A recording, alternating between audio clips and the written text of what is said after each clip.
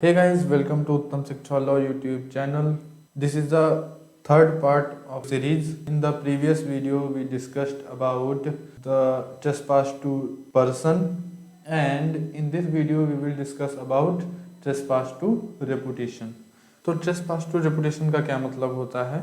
Unlawful, unreasonable, unjustifiable interference in the prestige of a person और status of a person in the society. मतलब कि किसी person की society में उसके स्टेटस को इंजर करना, उसके जो प्रेस्टाइज है उसको इंजरी पहुंचाना, उसमें इंटरफेरेंस करना अनलॉफुली, तो हम कहेंगे क्या है, ट्रेसपास टू रेपुटेशन होता है। ट्रेसपास टू रेपुटेशन दो प्रकार से किया जा सकता है, पहला मैलिशियस प्रोसिक्यूशन एंड दूसरा डिफर्मेशन। तो मैलिशियस प्रोसिक्यूशन क्या होता है? सबसे पहले मैलिशियस प्रोसिक्यूशन। मैलिशियस प्रोसिक्यूशन हम ऐसे सिंपली समझते हैं, ये कोई पर्सन ए है, ठीक है, और ये क्या है, बिजनेसमैन है, और ये पर्सन कोई बी है, ठीक है। इन्होंने क्या किया, ए पर एक केस फाइल कर दिया, झूठा मुकदमा फाइल कर दिया। ए पर बी ने एक केस फाइल कर दिया कि जो ए है ये एकदम करप्ट व्यक्ति है, ये लोगों के पैसे ले लेता है, उसके बाद फिर वापस नहीं करता है, ऐसे ही कुछ करके उसने केस फाइल कर दिया और कहा कि इन्होंने मेरे भी बहुत सारे पैसे ले रखे हैं और वापस नहीं कर रहे हैं, एकदम करप्ट व्यक्ति है, ये लोगों के पैसे ले लेके वापस नहीं करता है, ठीक है। ऐसा इन्होंने बी ने ए पर केस किया। हुआ क्या, जब मामला कोर्ट में पहुंचा तो क्या हो गया, बी ने झूठा मुकदमा किया था, इसे लाइबल माना गया और ए जो डिफेंडेंट था वो केस जीत गया, ठीक है। अब जो ए हैं, मिस्टर ए ने क्या किया, बी पर केस कर दिया, किसका, मैलिशियस प्रोसिक्यूशन का, मैलिशियस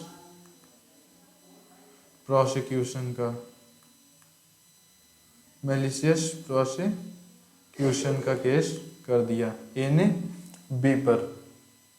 देखिए हुआ क्या था, बी ने पहले ए पर केस किया था कि ए एकदम करप्ट व्यक्ति है, फिर कोर्ट में मामला पहुंचा तो पता चला कि केस झूठा था और ए जीत जाता है, ठीक है। जीतने के बाद ए ने फिर बी पे केस कर दिया मैलिशियस प्रोसिक्यूशन का कि बी के इस केस करने से मेरे जो स्टेटस है, मेरा जो रेपुटेशन है सोसाइटी में, उसको इंजरी पहुंची है, ठीक है।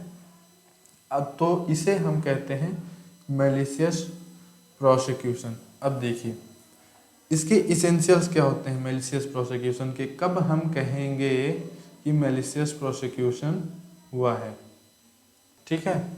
देखिए, he the plaintiff was prosecuted by the defendant. ये जो नया वाला केस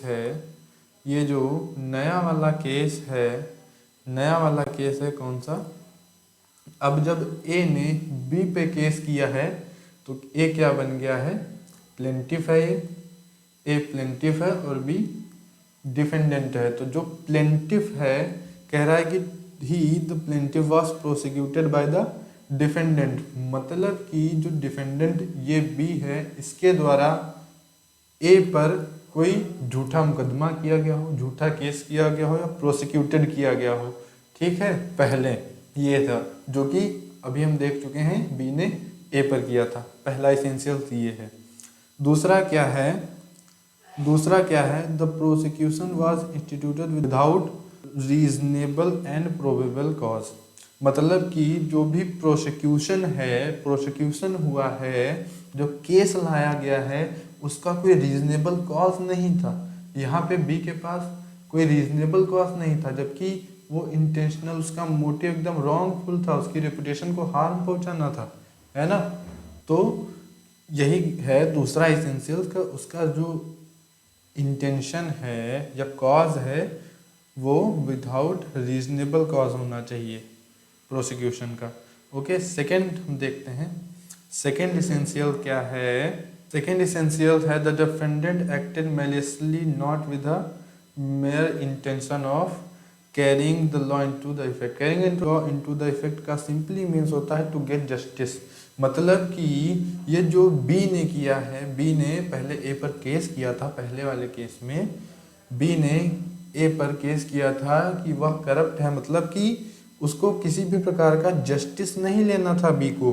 उसने क्या किया है कि उसके स्टेटस को, सोसाइटी में उसके रेपुटेशन को हार्म किया है, उसको किसी भी प्रकार का जस्टिस नहीं चाहिए था, जबकि उसने झूठा मुकदमा किया था, है ना। तो ये थर्ड इसेंशियल था। फोर्थ इसेंशियल क्या है? The proceeding complaint of terminated in favour of the present plaintiff. मतलब जो केस नंबर 1 था, जो पहला केस था जिसमें बी ने ए पर केस किया था, बी ने ए पर केस किया था, ये केस था 1। और दूसरा है ये केस नंबर 2 जिसमें ए ने बी पर केस किया है, किसका? मैलिशियस प्रोसिक्यूशन का। तो फोर्थ एसेंशियल कहता है कि जो ये वाला केस है, पहला केस है, इसमें जो भी डिफेंडेंट है यानी कि ए, उसको जीत मिली हो, मतलब वो जीता हो, उसमें वो निर्दोष साबित हुआ हो।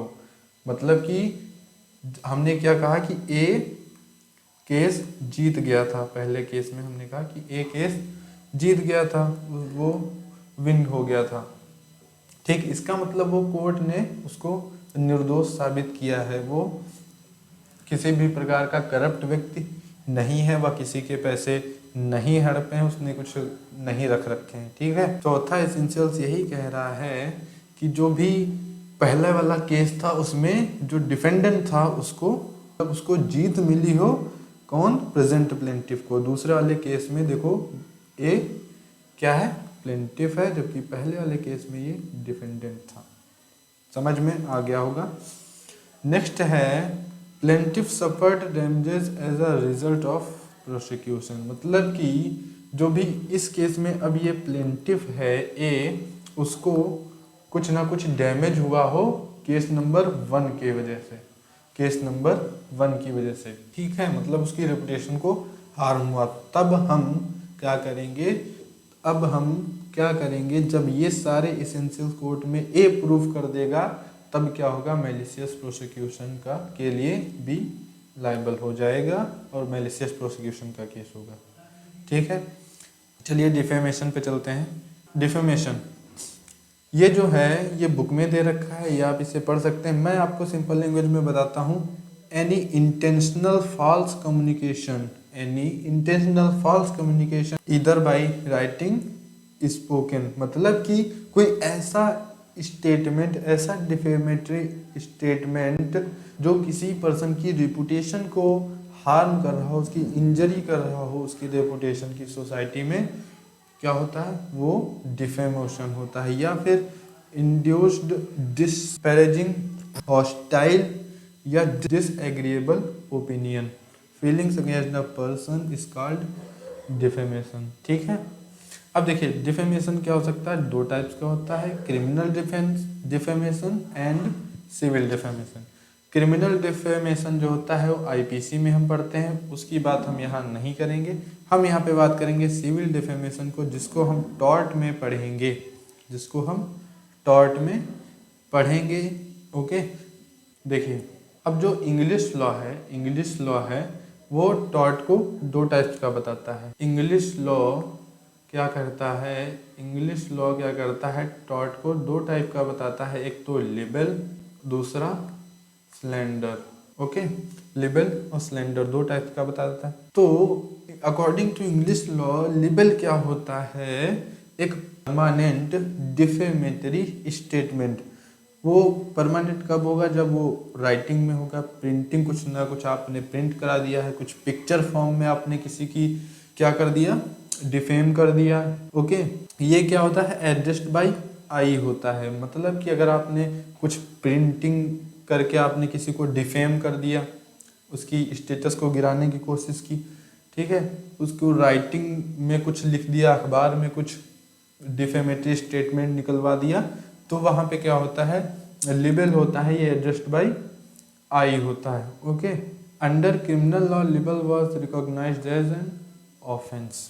क्रिमिनल लॉ में लिबल भी एक मतलब रिकॉग्नाइज किया जाता है as an offence. Okay, under law of tort libel is always actionable per se. Actionable per se का क्या मतलब होता है? क्रिमिनल लॉ में देखिए ये रिकॉग्नाइज किया जाता है एज एन ऑफेंस, टॉर्ट में ये एक्शनेबल पर से होता है, टॉर्ट में एक्शनेबल पर से होता है। एक्शनेबल पर से का क्या मतलब होता है? जब हम लिबल का केस करेंगे तो need not to prove special damages. Actionable per se का मतलब होता है हमें स्पेशल डैमेजेस को प्रूव करने की कोई ज़रूरत नहीं होती है। दूसरा बताया गया कि स्लेंडर। स्लेंडर क्या होता है? ये एक टेम्परेरी क्षणिक अस्थायी ट्रांजिएंट फॉर्म होता है डिफेमेशन का। ओके, ये क्या होता है? इधर बाय स्पोकन बाय वर्ड्स या जेस्टर्स या एड्रेस्ड बाय क्या होता है? ईयर्स। इसको हम कान से सुन के एड्रेस करते हैं। Okay, under criminal law slander is no offence. Criminal law में स्लेंडर कोई ऑफेंस नहीं है, but under law of tort slander is actionable. देखो क्या होता है टॉर्ट में क्या बताया गया है? टॉर्ट में क्या बताया गया है? स्लेंडर का केस करने के लिए हमें स्पेशली डैमेजेस प्रूव करने पड़ेंगे, लेकिन इसके लिए कुछ एक्सेप्शंस हैं जहाँ पे स्लेंडर के लिए हमें स्पेशल डैमेजेस प्रूव करने की कोई ज़रूरत नहीं होती है, वह एक्शनेबल पर से हो जाता है। तो एक्सेप्शंस क्या बताई गई? एक्सेप्शंस ये बताया गया जब imputation of criminal offence to the plaintiff, जब प्लेंटिफ पे क्रिमिनल ऑफेंस का आरोप लगाया जाता है, झूठा मुकदमा क्रिमिनल केस लाते हैं, तो वहाँ पे जो प्लेंटिफ होगा उसे स्पेशल डैमेजेस प्रूफ करने की कोई ज़रूरत नहीं होगी, वहाँ पे स्लेंडर एक्शनेबल पर से हो जाएगा। ठीक है, उसी तरह से imputation of person incompetent to hold office, मतलब वो ऑफिस होल्ड करने के लायक नहीं है, ये डिफेमेटरी स्टेटमेंट हमने दे दी, तो वहाँ पे भी वो स्लेंडर क्या होगा? अकॉर्डिंग टू इंग्लिश लॉ क्या हो जाएगा? वो एक्शनेबल पर से हो जाएगा। फिर इम्पुटेशन ऑफ अनचेस्टिटी और अडल्ट्री ऑन एनी वुमेन, अगर किसी ने किसी वुमेन पे डिफेमेटरी स्टेटमेंट कर दी कि कोई भी वुमेन अनचेस्टिटी मतलब अपवित्र है, अडल्ट्री करती है, तो वहाँ पे भी क्या होगा? वहाँ पे भी ये स्लेंडर जो है एक्शनेबल पर से हो जाएगा, मतलब वहाँ पे भी इस वुमेन को क्या होगा? स्पेशल डैमेजेस प्रूफ करने की कोई आवश्यकता नहीं होगी। तो ये था अकॉर्डिंग टू इंग्लिश लॉ। अब क्या है according to Indian law? Indian law एकदम सिंपल है। इंडियन लॉ क्या कहता है? According to Indian criminal law no any such distinction between libel and slander, मतलब कि लेबल और स्लेंडर के बीच में ऐसा कोई भी डिस्टिंक्शन नहीं है। Both libel and slander are criminal offences under the section 499 of IPC। मतलब इंडियन लॉ यह कहता है कि libel and slander both criminal offences हैं। यहाँ पे लेबल और स्लेंडर के बीच में कुछ भी अलग अलग नहीं बताया गया। Okay, slender is like label is actionable per से इन इंडिया। स्लेंडर को लेबल की तरह ही बताया गया है, उसको भी एक ऑफेंस बताया गया, और दोनों ही एक्शनेबल पर से इन इंडिया में बताया गया। ओके, अब सबसे important essentials of defamation. Essentials of defamation, कब हम कहेंगे कि डिफेमेशन किसी व्यक्ति का, किसी पर्सन का हो गया है? तो सबसे पहले स्टेटमेंट मस्ट बी डिफेमेटरी, मतलब कि जो भी हमने स्टेटमेंट दी है, चाहे वह ओरल में हो, राइटिंग में हो, या एग्जिबिशन ऑफ पिक्चर हो, स्टेचू हो, या फिर कोई सम कंडक्ट के द्वारा हो, बस स्टेटमेंट क्या होनी चाहिए? डिफेमेटरी होनी चाहिए, और उसमें क्षमता या कहते हैं tends to injure the reputation of the plaintiff. ऐसा स्टेटमेंट जिसको हम डिफेमेटरी कहेंगे, क्या वो इंजर कर सके किसी पर्सन की रेपुटेशन को, तो वहाँ क्या होगा? स्टेटमेंट डिफेमेटरी होगा। तो पहला इसेंशियल क्या है? Statement must be defamatory. Next, इसमें एक केस है South Indian Railway Corporation versus Ramakrishna. इसमें मैं बताता हूँ क्या होता है। मान लिया पर्सन है ए, ये क्या होता है, एक रेलवे कंपनी से बिलोंग करता होता है, ठीक है। वहीं पे एक बी होता है पर्सन, ये क्या होता है, इसी कंपनी के रेल से, ट्रेन से, इसी कंपनी की ट्रेन से ट्रेवल कर रहा होता है, ठीक है। तो क्या होता है, ए आता है इसके पास टिकट चेक करने के लिए, ए आता है इस ट्रेन में बी के पास टिकट चेक करने के लिए, और बोलता है बी से कि मुझे तुम्हारे ऊपर शक है, मतलब I suspect you are travelling without a ticket, या फिर कह लीजिए कि विदाउट रॉन्ग टिकट, ओके। तो इसने बी को क्या बोला कि मुझे तुम्हारे ऊपर शक है कि आप रॉन्ग टिकट से ट्रेवल कर रहे हैं, ठीक है। फिर क्या हुआ, बी गुस्से में उठे और इनके सामने फटाफट टिकट दिखा दिया, फटाफट क्या दिखा दिया, टिकट दिखा दिया।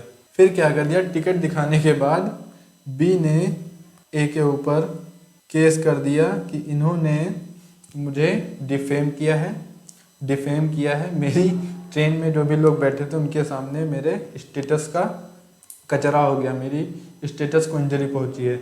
जब कोर्ट पहुंचे, दोनों कोर्ट पहुंचे, तो कोर्ट ने कहा ऐसा कुछ नहीं होता। कोर्ट ने बोला कि जो ए कर रहा था वो उसकी प्रामाणिक, वो उसकी मतलब ड्यूटी है, उसका काम ही है सस्पेक्ट करना, शक करना, कि टिकट चेक करना उसका तो काम ही है। और जो भी उसने बोला था वह ऐसा कुछ उसमें था नहीं, वो उसको काम था। मतलब कि held that the word of spoken by the guard were spoken bona fide, मतलब प्रामाणिक थे। Under the circumstances of the case there was no defamation and the railway company could not made liable, मतलब रेलवे कंपनी कुछ liable नहीं बनाया गया था। इसी में एक छोटा सा कॉन्सेप्ट है द इनेंडू। इनेंडू क्या मतलब होता है, अ हिडन स्टेटमेंट, एक स्टेटमेंट जो कि पहली नज़र में क्या होता है, इनोसेंट होता है, पहली नज़र में क्या होता है, इनोसेंट होता है, मतलब उसकी जो नेचुरल या फिर ऑब्वियस मीनिंग होती है वो सही होती है, बट उसकी सेकेंडरी मीनिंग अगर कोई पर्सन निकालता है तो वो क्या हो जाए, अगर डिफेमेटरी हो जाए, मतलब कि जो उसका सेकेंड मीनिंग है निकाल लिया उस पर्सन ने, तो वो अगर कंसीडर्ड एज डिफेमेटरी स्टेटमेंट। मतलब कि एग्जांपल से समझिए, जैसे ए है उसकी एक वॉच, मान लीजिए ये ए है, ये कोई पर्सन ए है, इनकी क्या होगी, घड़ी चोरी हो गई, घड़ी क्या चोरी हो गई, इनकी क्या होगी, वॉच क्या होगी, चोरी होगी। ये भाई मिस्टर बी के पास गए और इन्होंने कहा भाई अरे यार बी तुम तो एकदम इनोसेंट पर्सन हो, तुम मेरी वॉच चुरा ही नहीं सकते। ये देखिए स्टेटमेंट फर्स्ट साइड में क्या होता है, फर्स्ट साइड में क्या लगता है, एकदम सही लगता है, बट बी इसकी सेकेंडरी मीनिंग निकाल लेता है कि उसने मतलब मेरे पास आके बोला कि आप तो एकदम इनोसेंट पर्सन हैं, आप मेरी वॉच चोरी नहीं कर सकते हैं, बट इसका मतलब उसने मुझ पे शक किया, उसने मुझे एज अ सस्पिशियस आइज से देखा, मतलब कि मुझे एक सस्पिशियस नज़रों से देखा, वह इस तरह की मीनिंग निकाल लेता है, ठीक है। तो यहाँ पे क्या हो गया, वो जो मीनिंग उसकी है वो हम क्या कहते हैं, considered as a defamatory statement, और वहाँ पे क्या हो गया, हम कहेंगे द इनेंडू का कॉन्सेप्ट आ गया, ओके। चलिए नेक्स्ट है, intention to defame is not necessary. मतलब आपका इंटेंशन कुछ भी हो, मतलब अगर आपने कुछ डिफेमेटरी स्टेटमेंट किसी न्यूज़पेपर में निकाल दी है, ठीक है, तो ये नेसेसरी नहीं है कि आपका स्टेटमेंट जो है वो इनोसेंट था या नहीं था, ये मायने नहीं रखता है। उसी तरह क्या हुआ, केस है मॉरिसन वर्सेस रितही एंड कॉरपोरेशन। इसमें केस में क्या हो गया था, ए जो थे, मतलब मान लिया ए है, इन्होंने क्या एक निकाल दी थी, स्टेटमेंट निकाल दी थी कि एक वुमेन ने क्या किया है, ट्विंस को जन्म दिया है। तो इसमें क्या हुआ था, वो जो वुमेन थी उसने, उनकी शादी हुई थी क्या 2 मंथ्स एगो, भले ही ये बात ए को पता नहीं थी, बट उनकी शादी 2 मंथ्स एगो हुई थी, और उन दोनों को लगा, वो उस वुमेन को लगा कि ये स्टेटमेंट जो है क्या है, हमें हमारी रेपुटेशन को इंजर कर रही है, तो इन्होंने केस कर दिया और हुआ क्या, देवर हिल्ड लाइबल, मतलब ए को लाइबल ठहराया गया। यहाँ पे ए का स्टेट जो भी इंटेंशन था वो क्या था, उसने बस न्यूज़पेपर में निकाल दिया था, उसका जो ए का इंटेंशन था वो एकदम रॉन्ग नहीं था, फिर भी वह लाइबल माना गया। तो आई होप आप कॉन्सेप्ट समझ गए होंगे। नेक्स्ट दूसरा इसेंशियल है, the statement must refer to the plaintiff. जो स्टेटमेंट है, जो भी स्टेटमेंट है वो प्लेंटिफ को रेफर करना चाहिए, प्लेंटिफ को रेफर करना चाहिए। मतलब कि अगर मान लीजिए ये ए पर्सन है, ठीक है, इसने बोल दिया कि सारे जो इंजीनियर्स हैं सारे इंजीनियर्स क्या हैं, करप्ट होते हैं, सारे इंजीनियर्स करप्ट होते हैं। बट बी एक इंजीनियर है, उसने आके ए के ऊपर केस फाइल कर दिया, बी के ऊपर आके केस फाइल कर दिया, तो एक इसमें इस तरह से केस नहीं किया जा सकता है। क्यों बी केस फाइल नहीं कर सकता ए पर? क्यों? क्योंकि ये जो स्टेटमेंट था ये क्लास ऑफ पर्सन्स के लिए था, मतलब सभी इंजीनियर्स के लिए था। ये जो स्टेटमेंट है ये अकेले बी के लिए नहीं थी, ए की। ओके, तो statement must refer to the plaintiff. Okay, next essential है, the statement must be published. Publications means क्या होता है, defamatory matter known to some other persons other than the defendant. मतलब जो भी डिफेमेटरी स्टेटमेंट है उसका पब्लिशमेंट जरूरी है। ऐसा नहीं कि ये एक रूम है, यहाँ पे ए और बी हैं, ठीक है, ए ने बी को गाली तो 2-3 तमाचे भी मार दिए, बी ने भी ऐसे ही किया, बाद में ए ने बी के ऊपर केस भी कर दिया और कहा कि ए बी ने मुझे डिफेम किया है। तो क्या हुआ, यहाँ पे कोई भी केस नहीं हो सकता है, यहाँ पे भी कोई केस नहीं हो सकता है। क्यों? यहाँ पे डिफेमेशन का केस नहीं हो सकता है। क्यों? क्योंकि जो स्टेटमेंट था वो पब्लिश नहीं हुआ है, स्टेटमेंट पब्लिश नहीं हुआ है। ओके, ये देखिए थोड़ा इम्पोर्टेंट है, इसको जान लीजिए। Sending the defamatory letter to the plaintiff in a language supposed to be known to the plaintiff is no defamation. मतलब ये जो ए है, ठीक है, इसने बी के पास एक लेटर भेज दिया। क्या भेज दिया? एक लेटर भेजा, ठीक है। वो जो लेटर था वो था इंग्लिश में था। ए को ऐसा लग रहा था कि बी को इंग्लिश आती है, ठीक है। बट बी ने क्या किया, उस लेटर को किसी थर्ड पार्टी सी से रीड कराया, ठीक है। अब ये जो डिफेमेटरी स्टेटमेंट थी ए की उस लेटर में, वो क्या सी को भी पता चल गया, मतलब पब्लिश तो हुई, ठीक है।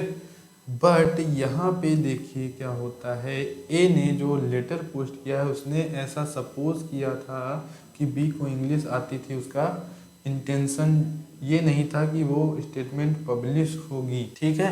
तो यहाँ पे क्या होगा, डिफेंडेंट जो भी है वो लाइबल नहीं होगा। सेम इसके लिए आप ये केस रीड कर सकते हैं, महेंद्र राम वर्सेस हरनंदन प्रसाद। इसमें भी ये होता है, यहाँ पे इंग्लिश की जगह क्या होता है, उर्दू हो जाता है और वो लेटर किसी थर्ड पार्टी से पढ़वा लेता है। ओके, नेक्स्ट चलते हैं, communication between husband and wife. अगर हस्बैंड एंड वाइफ में कम्युनिकेशन होता है तो स्टेटमेंट जो भी है वो पब्लिश नहीं मानी जाएगी, स्टेटमेंट जो है वो पब्लिश नहीं मानी। In the eye of law husband and wife are one person, the communication of defamatory matter from the husband to the wife vice versa is no publication. Okay, defamation of class of person. देखिए इसमें क्या होता है, defamation of class of person मतलब कि अगर ये ए है, इसने न्यूज़पेपर में कुछ डिफेमेटरी स्टेटमेंट निकाल दिया कि ऑल लॉयर्स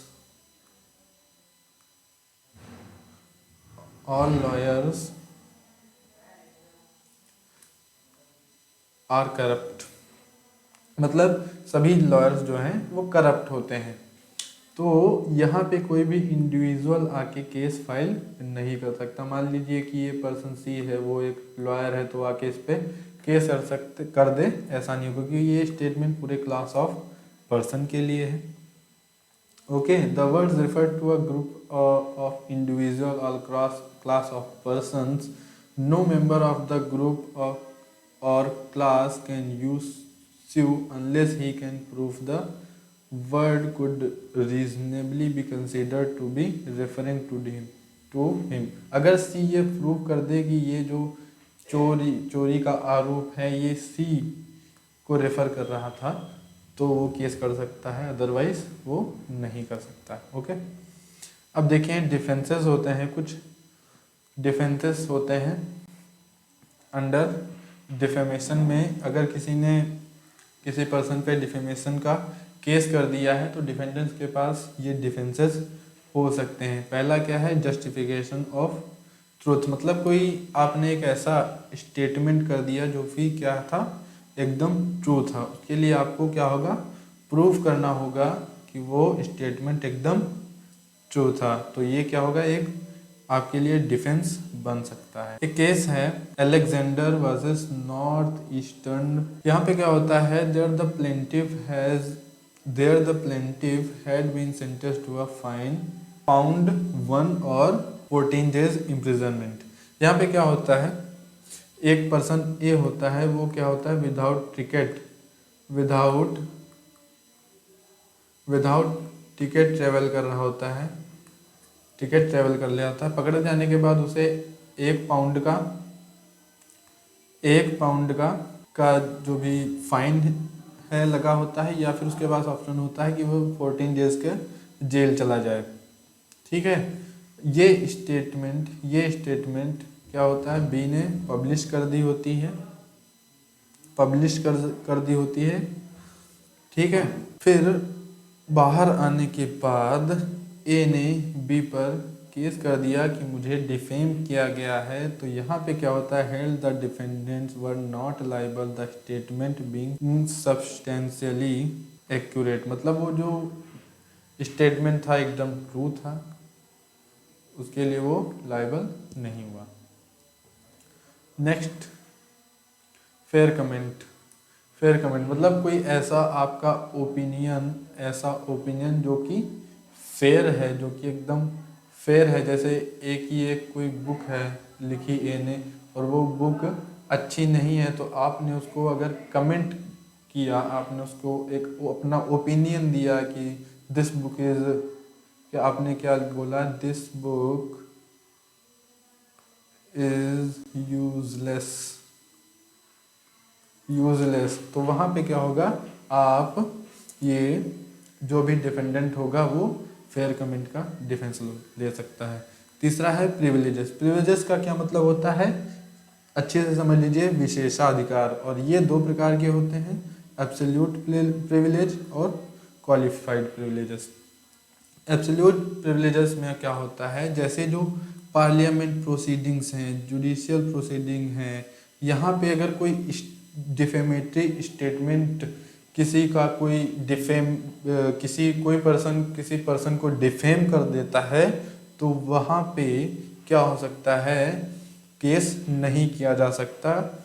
अगर ये प्रिविलेज का डिफेंस होता है, अगर केस भी कर भी दिया जाता है, तो यहाँ पे डिफेंडेंट के पास एब्सोल्यूट प्रिविलेजेस का जो है क्या होगा, डिफेंस होगा। आपने बहुत बार देखा, जो पार्लियामेंट्री प्रोसीडिंग्स होती हैं, वहाँ पे लोग बहुत सारे आरोप एक दूसरे पर लगाया करते हैं कि वो नेता करप्ट है, एकदम बेकार नेता है, तो वहाँ पे क्या होता है, इतनी आसानी से केस नहीं होता है। अगर हो भी जाता है तो क्या होता है, वो डिफेंस मिल जाता है। यहाँ पे मैटर नहीं करता है, अगर यहाँ पे जो मोटिव है आपका, अगर फॉल्स भी है केस करने का, मोटिव आपका जो है फॉल्स है, मतलब अगर आपने किसी को डिफेम किया है फॉल्स मोटिव के साथ, तो ये वहाँ पे भी क्या होता है, एब्सोल्यूट प्रिविलेजेस लग जाती हैं। बट अगर हम आते हैं क्वालिफाइड प्रिविलेजेस पे, क्वालिफाइड प्रिविलेजेस में क्या होता है, स्टेटमेंट, जैसे एक एग्जांपल है, statement made in protection of common interest, मतलब कोई आपने statement the protection of common interest में, तो अगर वो डिफेमेटरी है, तो यहाँ पे ये देखा जाएगा कि ये जो स्टेटमेंट दी है आपने पब्लिक इंटरेस्ट में, आपका मोटिव कैसा था। अगर आपका मोटिव फॉल्स था तो क्या होगा, हम क्वालिफाइड प्रिविलेजेस नहीं ले सकते। यहाँ पे आपका जो मोटिव है क्या होगा, वो विदाउट मैलिस होना चाहिए, विदाउट मैलिस होना चाहिए। ओके, आपका मोटिव यहाँ पे रॉन्ग नहीं होना चाहिए। और यहाँ पे जो एब्सोल्यूट प्रिविलेजेस है, यहाँ पे मोटिव अगर रॉन्ग है तब भी चलेगा, ठीक है। यहाँ पे मोटिव रॉन्ग नहीं होना चाहिए। सो आई होप आप सभी को ये सब समझ में आया होगा। मिलते हैं नेक्स्ट वीडियो में। और अगर आपको नोट चाहिए तो इंस्टाग्राम पे मुझसे DM करके आप ले सकते हैं। सो मिलते हैं नेक्स्ट वीडियो में। Till then bye bye, take care.